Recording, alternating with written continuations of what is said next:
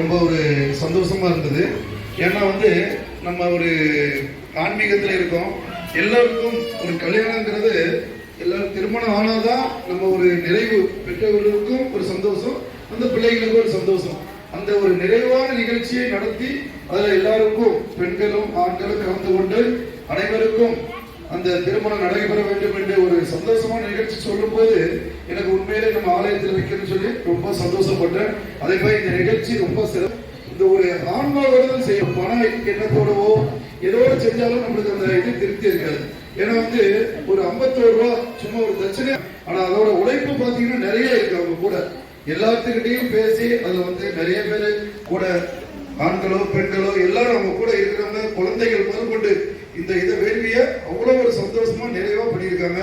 அதனால இப்ப கலந்து கொண்ட அனைத்தினருக்கும் இந்த ஸ்ரீ பார்வதி அம்மனோட அருளும், இப்போது நம்ம யாரும் பண்ண அனைத்து தெய்வங்களும், நம்ம குழந்தைகள், நம்ம யாரெல்லாம் நம்ம குடும்ப குலதெய்வமா வழிபட்டுக்கிட்டு இருக்கோமோ அனைத்து தெய்வங்களும் கண்டிப்பாக உங்களுக்கு எல்லாம் அருள் புரியும். கண்டிப்பாக அனைவருக்கும் இந்த சந்தோஷமான நேரத்தில் கண்டிப்பாக எல்லாம் வல்ல அந்த இறைவனோட. அதே போல நம்ம பார்வதி அம்மன் ஆலயத்துல வர்ண வாரம் 4ஆம் தேதி, ஏன்னா எப்பவுமே நாங்கள் சித்திரை திருவிழா வந்து 3 நாள் பண்ணுவோம். இந்த வருஷம் வந்து ஒரே ஒரு நாள், ஏன்னா கும்பாபிஷேகம் பண்ணியிருக்க 2 மாசம் முன்னாடி, அதனால ஒரு நாள் ஞாயிற்றுக்கிழமை காலையில 9 மணிக்கு பால்குடம், 12 மணிக்கு தீபாராதனை அலங்காரத்தில் நடைபெறும். அதனால இந்த பூஜையில கலந்து கொண்ட அனைவருக்கும் எனது பார்வதி அம்மன் ஆலயத்தின் சார்பாக மீண்டும் மீண்டும் உங்களை நன்றியை தெரிவித்துக் கொள்கிறேன். நன்றி. வெற்றிவேல் முருகனுக்கு அரோகரா. முருகனுக்காக நினைக்கிறேன்.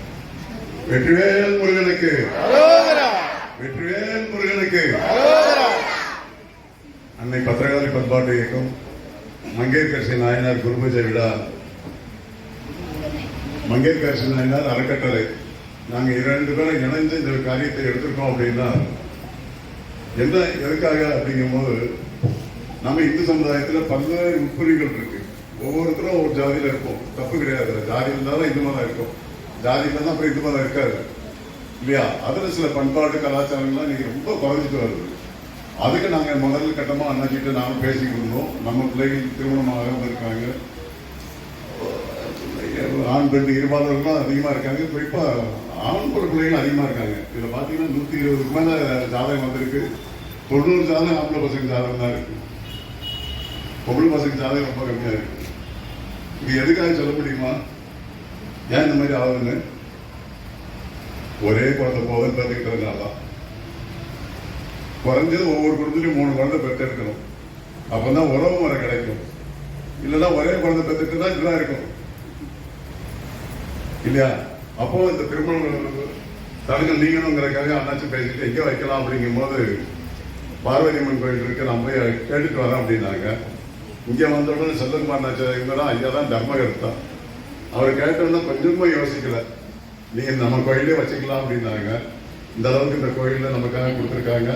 அவங்களுக்கு நம்ம வாழ்த்து சொல்ற விதமா பார்த்த கதை இருக்கு.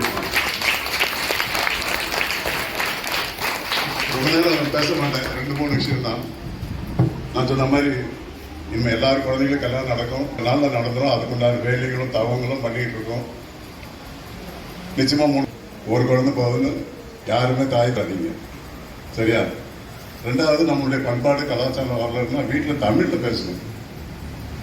ஆங்கிலம் வந்து நமக்கு, ஒரு வீட்டுக்கு போயிருந்தேன், நான் போனேன்னா அந்த அம்மா என்ன போட்டாங்க, அந்த பையனை போட்டு அடிக்கிறாங்க. என்னன்னு கேட்டா மம்மின்னு சொல்ல மாட்டேங்கிறான் அப்படிங்கிறாங்க. இறைவா, மம்மின்னு சொல்லிடலாம். மம்மின்னு அர்த்தம் என்ன தெரியுமா? இந்த இடத்துல சொல்லக்கூடாதுன்னு நினைக்கிறேன், வேண்டாம். அதே மாதிரி டேடி, அங்கிள், ஆண்டி, சுத்தமா ஆண்டியா போயிடுச்சு. இந்த 4 உறவு முறை மங்களகரமான. எங்க அம்மா அப்பாவுக்கெல்லாம் பெயர் வச்சுட்டாங்க, ஜானகி, சிவசக்தி, பார்வதி, மகேஸ்வரி இல்லையா? அப்ப வீட்டுல ஜானகி ஜானகி கூப்பிட்டாங்க, யாரும் வருவா?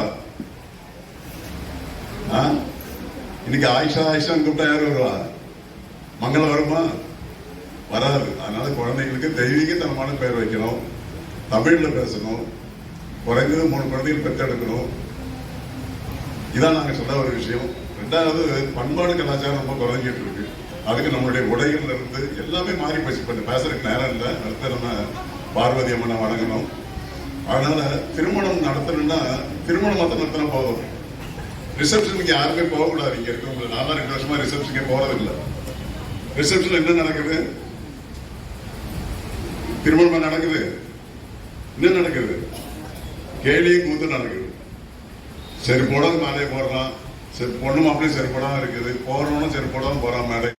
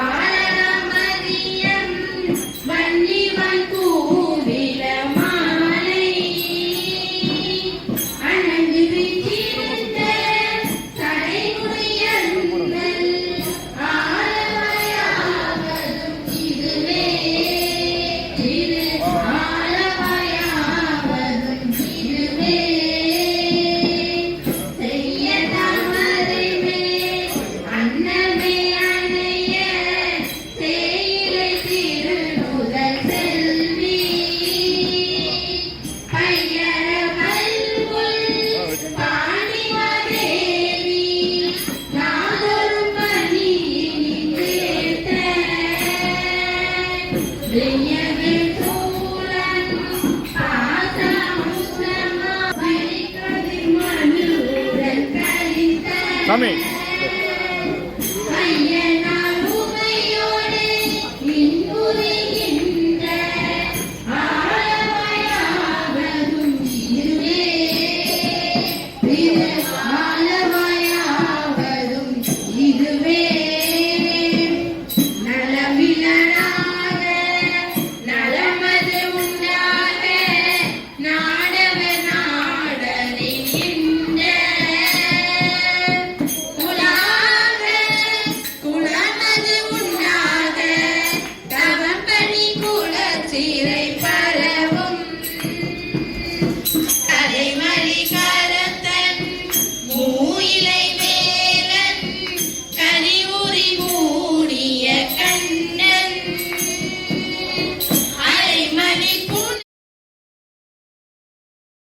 பட்டது நான்கு இல்லை, இறைவன் திருவருளாலும் நம்முடைய வேதமாகிய 12 திருமுறையில் தேவாரத்திலிருந்து எடுக்கப்படுகின்ற சில மந்திரங்களால். இப்ப அதே வழிபாடு தான் இங்க செய்வதற்காக நாம் எல்லாம் கூடியிருக்கிறோம். நாங்க எல்லாருக்கும் சொன்னோம், முடிந்தவரையும் மணமக்களோடு வாங்க, குழந்தைகள் வாங்க. இப்படி ஒரு வழிபாட்டை ஒரு கூட்டு வழிபாடாக ஒரு திருக்கோயில் செய்வது என்பது அடியனுடைய அனுபவத்தில் இதுதான் முதல் முறை.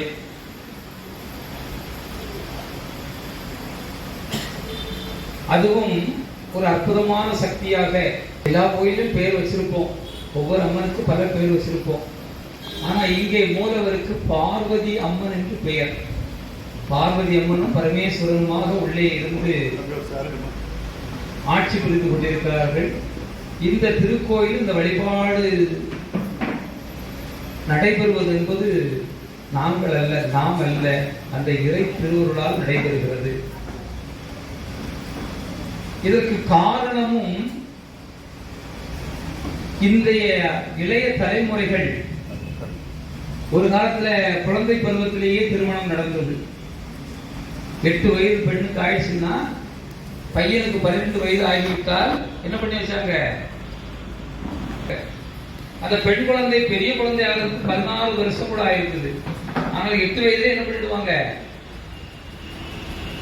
அப்படி இருந்த நம்முடைய முன்னோர்களுடைய வாழ்க்கை நெறிமுறைகள் கொஞ்சம் கொஞ்சமாக நாம் மாற்றிய காரணத்தால் இப்போது பெண்களுக்கு 18 வயது நிரம்ப வேண்டும் என்று சட்டத்தை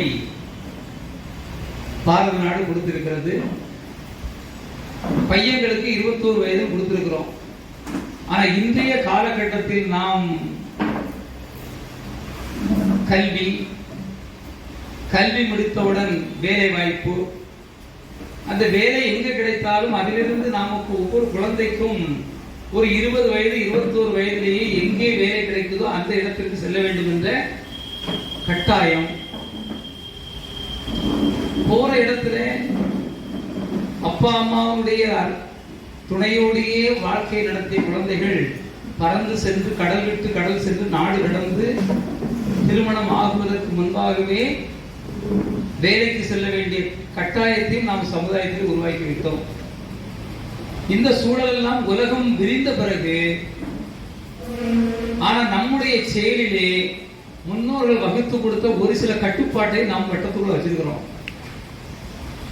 என்ன வட்டம்? ஜாதகம் பார்த்தே ஆகணும், குலம் இதுவாக தான் இருக்கணும். இந்த ரெண்டையும் பார்த்து பண்ணிட்டா பரவாயில்ல. அப்புறம் என்ன பார்க்கிறோம்? வசதி வாய்ப்பு பார்க்கிறோம். குழந்தைக்கு அவசரம், திருமணம் பண்ணணும், வாழ்க்கையை நெறிப்படுத்த வேண்டும் என்று எல்லாருக்கும் ஆணாக இருந்தாலும் பெண்ணாக இருந்தாலும் ஏற்படும். ஆனால் பெற்றோர்கள் என்ன பண்றோம்? எதையும் எதிர்பார்க்கிறோம். கொஞ்சம் அதிகமாக எதிர்பார்த்து எல்லாம் சரியா இருந்தாலும் கடைசியாக எத்தனை சவரன் போடுவீங்கன்னு கேள்வி மட்டும் என்ன பண்ணிடுறோம்? லாக் பண்ணிடுறோம். சரி, சவரன் நிறைய போட்டுடுறாங்க, அதுக்கு படிப்பு குறைவா இருக்குது, சரி நல்லா படிச்சிருக்குது, ஆனா வேலை இல்லை. இது வேலை இருந்தாலும் மாத சம்பளம் போடும்போது 1 லட்சத்துக்கு மேல இருக்கணும் அப்படின்னு நினைக்கிற பேரண்ட்ஸும் நிறைய ஆயிட்டோம். இந்த காரணங்களால் அந்த குழந்தைகளுடைய காலத்தில் திருமணமாகி சிவலோகம் என்பது திருமண வாழ்க்கை தான். நம்ம சைவத்துல கணவன் மனைவியாக 2 கலந்து வாழ்ந்தால்தான் அவர்களுக்கு சிவலோக பதவி உண்டு. அதிலே கால தாமதங்கள் ஏற்படுகிறது. எனவே அதை நீக்குவதற்காக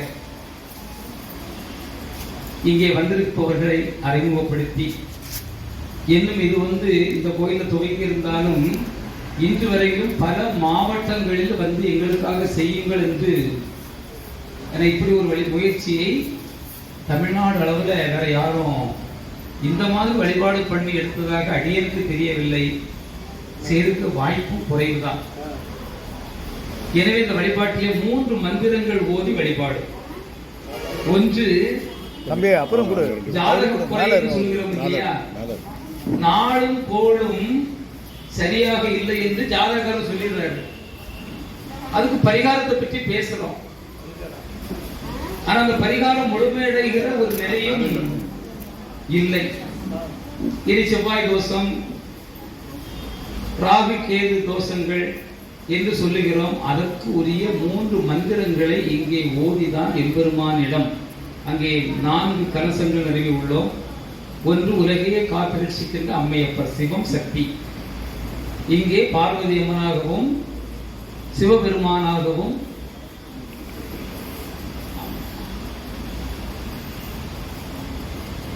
கொண்டிருக்கிறோம். இங்கே குரு வேண்டிய குருவருள் இல்லையே, திருவருள் இல்லை. இந்த 2 அமைப்புகளும் இன்று குருவாக எடுத்துக்கொண்டது யாரை என்றால் 63 நாயன்மார்களிலே மங்கையருக்கு அரசியாக மதுரையம்பதியிலே சோழ இளவரசியாக தோன்றி அவதரித்து பாண்டிய மன்னனுக்கு வாழ்க்கைப்பட்டு பாண்டிய பேரரசியாக வாழ்ந்த அந்த மங்கையர்க்கரசியார் அவர்கள் தான் இந்த சைவத்தை மீட்டுக் கொடுப்பதற்காக மதுரை கோயிலுக்கு போனா தெரியும், திருநீர் எடுத்து கோயிலில் கொடுக்குற திருநீரை பூசுவோம்.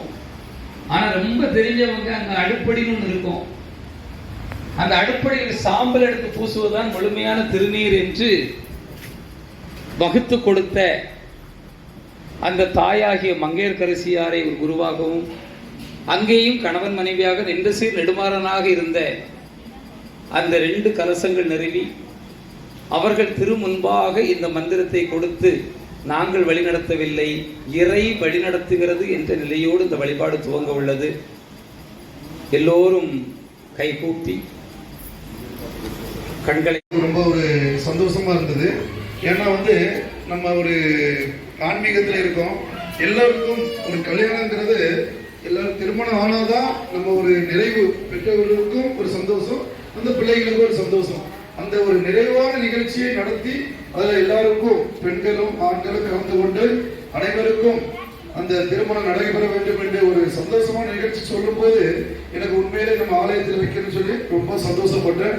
அதே மாதிரி இந்த நிகழ்ச்சி ரொம்ப சிறப்பு. இந்த ஒரு ஆன்மாவோடு செய்யும் பண எண்ணத்தோடவோ ஏதோ செஞ்சாலும் நம்மளுக்கு அந்த இது திருப்தி இருக்காது. ஏன்னா ஒரு 51 ரூபா சும்மா ஒரு தட்சணை, ஆனா அதோட உழைப்பு பாத்தீங்கன்னா நிறைய இருக்கு. அவங்க கூட எல்லாத்துக்கிட்டையும் பேசி அதுல நிறைய பேரு கூட ஆண்களோ பெண்களோ எல்லாரும் அவங்க கூட இருக்கிறவங்க, குழந்தைகள் முதற்கொண்டு இந்த இதை வேள்விய அவ்வளவு ஒரு சந்தோஷமா நிறைவா பண்ணியிருக்காங்க. அதனால இப்ப கலந்து கொண்ட அனைத்தினருக்கும் இந்த ஸ்ரீ பார்வதி அம்மனோட அருளும், இப்போது நம்ம யாரும் பண்ண அனைத்து தெய்வங்களும், நம்ம குடும்பங்கள், நம்ம யாரெல்லாம் நம்ம குடும்ப குலதெய்வமா வழிபட்டு இருக்கோமோ அனைத்து தெய்வங்களும் கண்டிப்பாக உங்களுக்கு எல்லாம் அருள் புரியும். கண்டிப்பாக அனைவருக்கும் இந்த சந்தோஷமான நேரத்தில் கண்டிப்பாக எல்லாம் வல்ல அந்த இறைவனோட. அதே போல நம்ம பார்வதி அம்மன் ஆலயத்துல வர்ண வாரம் 4ஆம் தேதி, ஏன்னா எப்பவுமே நாங்கள் சித்திரை திருவிழா 3 நாள் பண்ணுவோம்.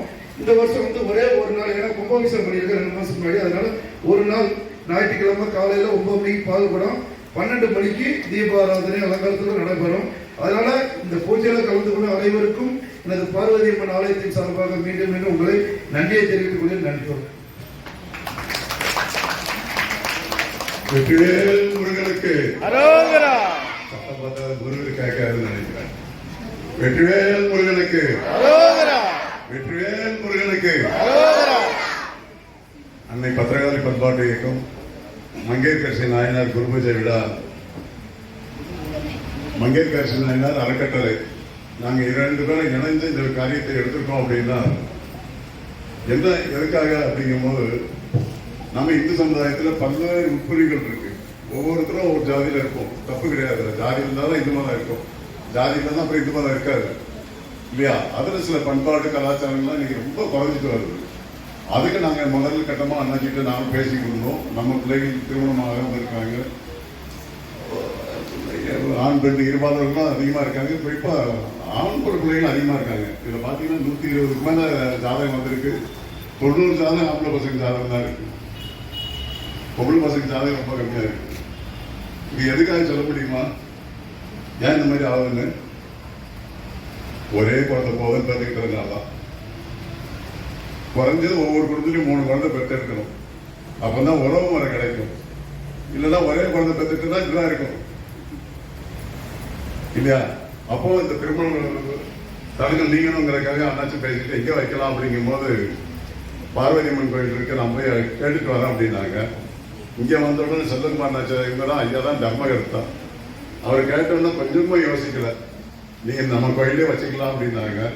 இந்த அளவுக்கு இந்த கோயில்ல நமக்காக கொடுத்துருக்காங்க. அவங்களுக்கு நம்ம வாழ்த்து சொல்ற விதமா ஒரு பார்த்த கடற்கொலை இருக்கு.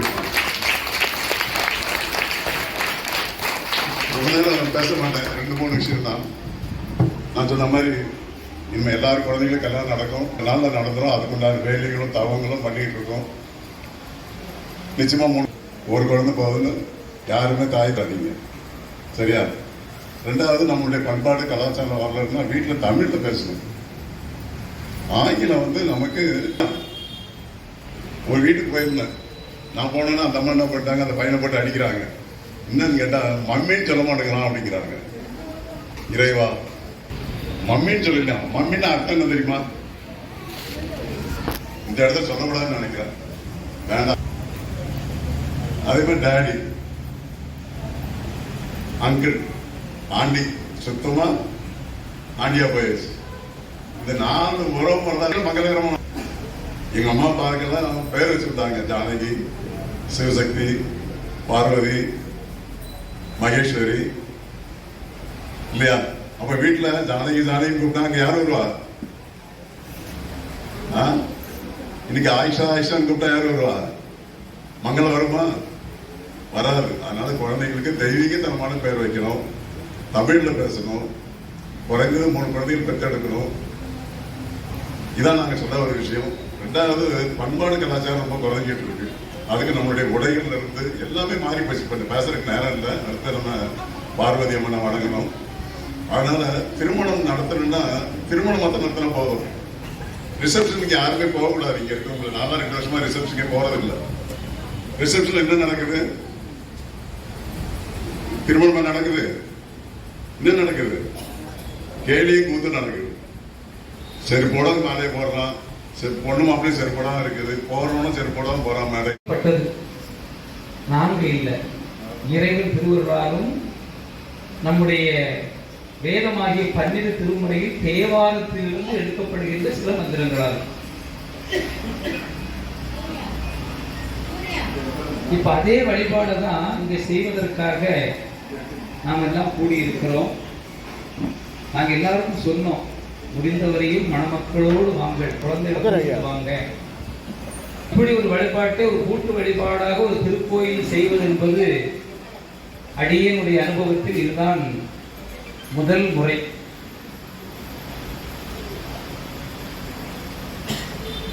அதுவும் ஒரு அற்புதமான சக்தியாக. எல்லா கோயிலும் பேர் வச்சிருப்போம், ஒவ்வொரு அம்மனுக்கும் பல பேர் வச்சிருப்போம். ஆனா இங்கே மூலவருக்கு பார்வதி அம்மன் என்று பெயர். பார்வதி அம்மனும் பரமேஸ்வரனுமாக உள்ளே இருந்து ஆட்சி புரிந்து கொண்டிருக்கிறார்கள். இந்த திருக்கோயில் இந்த வழிபாடு நடைபெறுவது என்பது நாங்கள் அல்ல, நாம் அல்ல, அந்த இறை திருவருளால் நடைபெறுகிறது. இதற்கு காரணமும் இன்றைய இளைய தலைமுறைகள் ஒரு காலத்துல குழந்தை பருவத்திலேயே திருமணம் நடந்தது. 8 வயது பெண்ணுக்கு ஆயிடுச்சுன்னா பையனுக்கு 12 வயது ஆகிவிட்டால் என்ன பண்ணி வச்சாங்க? அந்த பெண் குழந்தை பெரிய குழந்தை ஆகிறதுக்கு 14 வருஷம் கூட ஆயிருக்குது. ஆனால் 8 வயதுல என்ன பண்ணிடுவாங்க?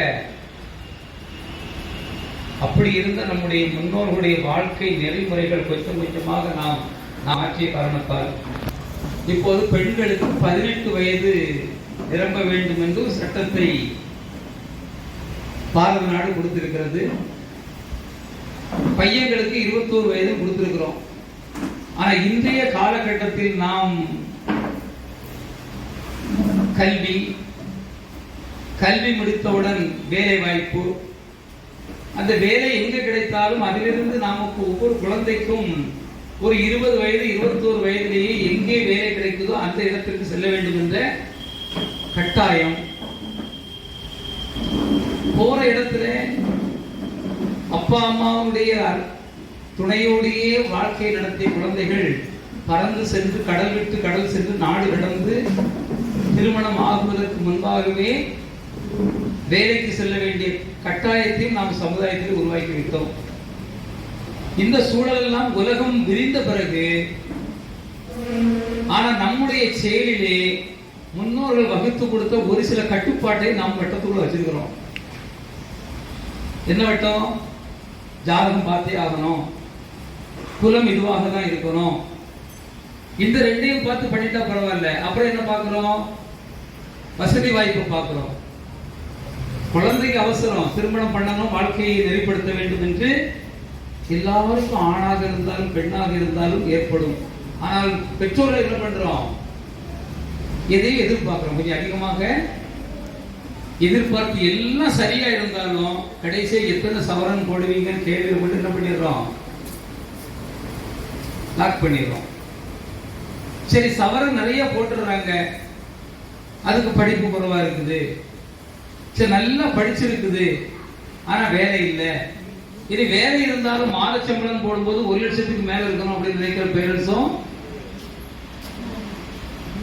நிறைய ஆயிட்டோம். இந்த காரணங்களால் அந்த குழந்தைகளுடைய காலத்தில் திருமணமாகி சிவலோகம் என்பது திருமண வாழ்க்கை தான். நம்ம சைவத்துல கணவன் மனைவியாக 2 கலந்து வாழ்ந்தால்தான் அவர்களுக்கு சிவலோக பதவி உண்டு. அதிலே கால தாமதங்கள் ஏற்படுகிறது. எனவே அதை நீக்குவதற்காக இங்கே வந்திருப்பவர்களை அறிமுகப்படுத்தி, இன்னும் இது இந்த கோயிலை துவக்கி இருந்தாலும் இன்று வரையிலும் பல மாவட்டங்களில் வந்து எங்களுக்காக செய்யுங்கள் என்று இப்படி ஒரு முயற்சியை தமிழ்நாடு அளவில் வேற யாரும் இந்த மாதிரி வழிபாடு பண்ணி எடுத்ததாக அடியனுக்கு தெரியவில்லை. செய்திருக்க வாய்ப்பு குறைவுதான். எனவே இந்த வழிபாட்டிலே 3 மந்திரங்கள் ஓதி வழிபாடு. ஒன்று தம்பி அப்புறம் கொடு. ஜாதக குறைன்னு சொல்கிறோம் இல்லையா, நாளும் கோளும் சரியாக இல்லை என்று ஜாதகர் சொல்லிடுறாரு. அதுக்கு பரிகாரத்தை பற்றி பேசுறோம். ஆனா அந்த பரிகாரம் முழுமையடைகிற ஒரு நிலையும் இல்லை. இனி செவ்வாய் தோஷம், ராகு கேது தோஷங்கள் என்று சொல்லுகிறோம். அதற்கு உரிய 3 மந்திரங்களை இங்கே ஓதிதான் எம்பெருமானிடம் அங்கே 4 கலசங்கள் நிறுவி உள்ளோம். ஒன்று உலகையே காப்பிரட்சிக்கின்ற அம்மையப்பர் சிவம் சக்தி, இங்கே பார்வதி அம்மனாகவும் சிவபெருமானாகவும்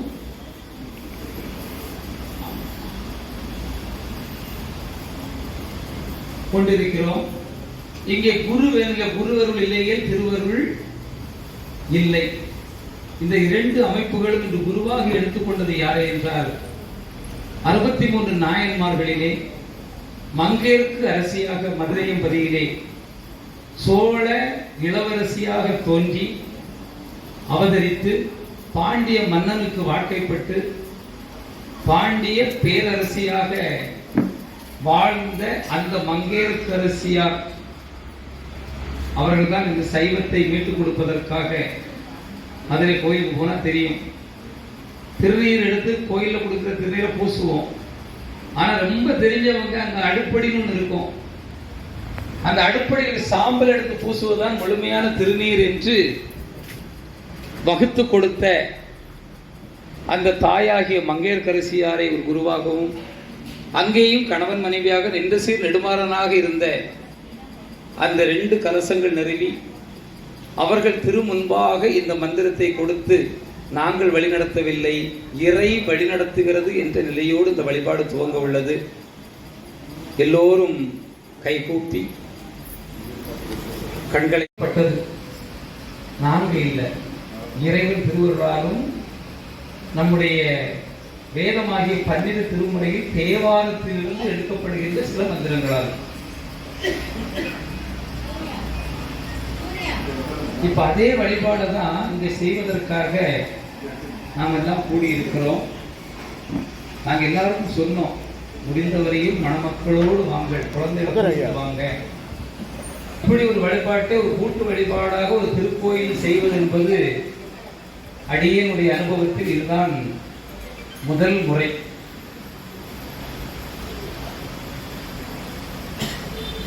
அதுவும் ஒரு அற்புதமான சக்தியாக. எல்லா கோயிலும் பேர் வச்சிருப்போம், ஒவ்வொரு அம்மனுக்கும் பல பேர் வச்சிருப்போம். ஆனா இங்கே மூலவருக்கு பார்வதி அம்மன் என்று பெயர். பார்வதி அம்மனும் பரமேஸ்வரனுமாக உள்ளே இருந்து ஆட்சி புரிந்து கொண்டிருக்கிறார்கள். இந்த திருக்கோயில் இந்த வழிபாடு நடைபெறுவது என்பது நாங்கள் அல்ல, நாம் அல்ல, அந்த இறை திருவருளால் நடைபெறுகிறது. இதற்கு காரணமும் இன்றைய இளைய தலைமுறைகள் ஒரு காலத்துல குழந்தை பருவத்திலேயே திருமணம் நடந்தது. 8 வயது பெண்ணுக்கு ஆயிடுச்சுன்னா பையனுக்கு 12 வயது ஆகிவிட்டால் என்ன பண்ணி வச்சாங்க, அந்த பெண் குழந்தை பெரிய குழந்தை ஆகிறதுக்கு 14 வருஷம் கூட ஆயிருக்குது. ஆனால் 8 வயதுல என்ன பண்ணிடுவாங்க. அப்படி இருந்த நம்முடைய முன்னோர்களுடைய வாழ்க்கை நெறிமுறைகள் கொஞ்சம் கொஞ்சமாக நாம் மாற்றிய காரணத்தால் இப்போது பெண்களுக்கு 18 வயது நிரம்ப வேண்டும் என்று ஒரு சட்டத்தை பாரத நாடு கொடுத்திருக்கிறது. பையன்களுக்கு 21 வயது கொடுத்திருக்கிறோம். ஆனா இன்றைய காலகட்டத்தில் நாம் கல்வி முடித்தவுடன் வேலை வாய்ப்பு, அந்த வேலை எங்க கிடைத்தாலும் அதிலிருந்து நமக்கு ஒவ்வொரு குழந்தைக்கும் ஒரு 20 வயது 21 வயதிலேயே எங்கே வேலை கிடைக்குதோ அந்த இடத்திற்கு செல்ல வேண்டும் என்ற கட்டாயம். போற இடத்துல அப்பா அம்மாவுடைய துணையோடையே வாழ்க்கை நடத்திய குழந்தைகள் பறந்து சென்று கடல் விட்டு கடல் சென்று நாடு கடந்து திருமணம் ஆகுவதற்கு முன்பாகவே வேலைக்கு செல்ல வேண்டிய கட்டாயத்தையும் நாம் சமுதாயத்தில் உருவாக்கி விட்டோம். இந்த சூழலெல்லாம் உலகம் விரிந்த பிறகு ஆனா நம்முடைய செயலிலே முன்னோர்கள் வகுத்து கொடுத்த ஒரு சில கட்டுப்பாட்டை நாம் வட்டத்துக்குள்ள வச்சிருக்கிறோம். என்ன வட்டம்? ஜாதகம் பார்த்தே ஆகணும், குலம் இதுவாக தான் இருக்கணும். இந்த ரெண்டையும் பார்த்து பண்ணிட்டா பரவாயில்ல. அப்புறம் என்ன பார்க்கிறோம்? வசதி வாய்ப்பு பார்க்கிறோம். குழந்தைக்கு அவசரம், திருமணம் பண்ணணும், வாழ்க்கையை நெறிப்படுத்த வேண்டும் என்று எல்லாருக்கும் ஆணாக இருந்தாலும் பெண்ணாக இருந்தாலும் ஏற்படும். ஆனால் பெற்றோர்கள் என்ன பண்றோம்? எதையும் எதிர்பார்க்கிறோம். கொஞ்சம் அதிகமாக எதிர்பார்த்து எல்லாம் சரியா இருந்தாலும் கடைசியா எத்தனை சவரன் போடுவீங்கன்னு கேள்வி போட்டு என்ன பண்ணிடுறோம்? லாக் பண்ணிடுறோம். சரி, சவரன் நிறைய போட்டுடுறாங்க, அதுக்கு படிப்பு குறைவா இருக்குது, சரி நல்லா படிச்சிருக்குது, ஆனா வேலை இல்லை. இது வேலை இருந்தாலும் மாத சம்பளம் போடும்போது 1 லட்சத்துக்கு மேல இருக்கணும் அப்படின்னு நினைக்கிற பேரண்ட்ஸும் நிறைய ஆயிட்டோம். இந்த காரணங்களால் அந்த குழந்தைகளுடைய காலத்தில் திருமணமாகி சிவலோகம் என்பது திருமண வாழ்க்கை தான். நம்ம சைவத்துல கணவன் மனைவியாக 2 கலந்து வாழ்ந்தால்தான் அவர்களுக்கு சிவலோக பதவி உண்டு. அதிலே கால தாமதங்கள் ஏற்படுகிறது. எனவே அதை நீக்குவதற்காக இங்கே வந்திருப்பவர்களை அறிமுகப்படுத்தி, இன்னும் இது இந்த கோயிலை துவக்கி இருந்தாலும் இன்று வரையிலும் பல மாவட்டங்களில் வந்து எங்களுக்காக செய்யுங்கள் என்று இப்படி ஒரு முயற்சியை தமிழ்நாடு அளவில் வேற யாரும் இந்த மாதிரி வழிபாடு பண்ணி எடுத்ததாக அடியனுக்கு தெரியவில்லை. செய்திருக்க வாய்ப்பும் குறைவுதான்.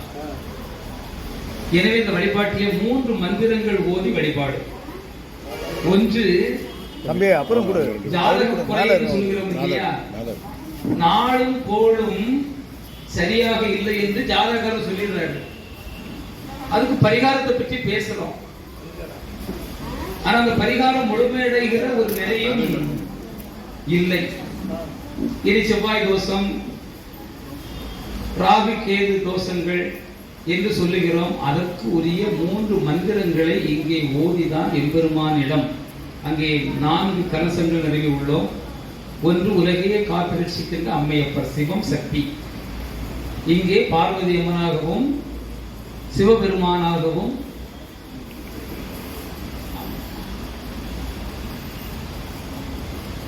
கொண்டிருக்கிறோம். இங்கே குருவருள் இல்லையே, திருவருள் இல்லை.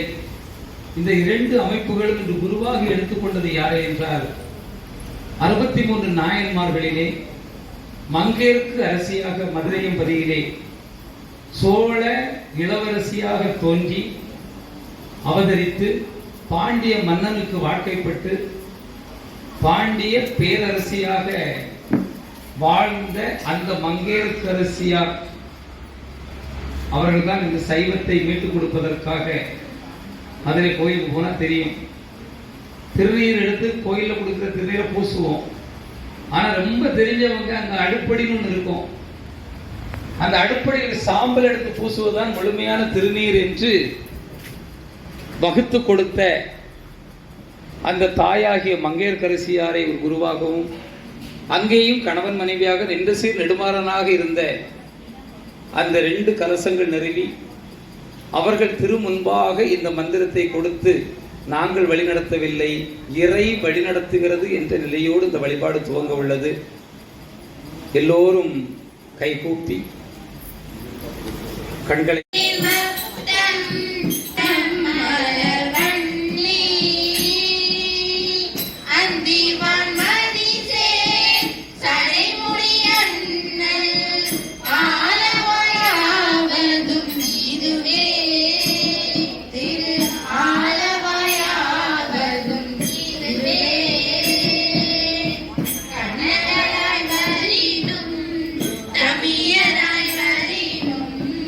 அடி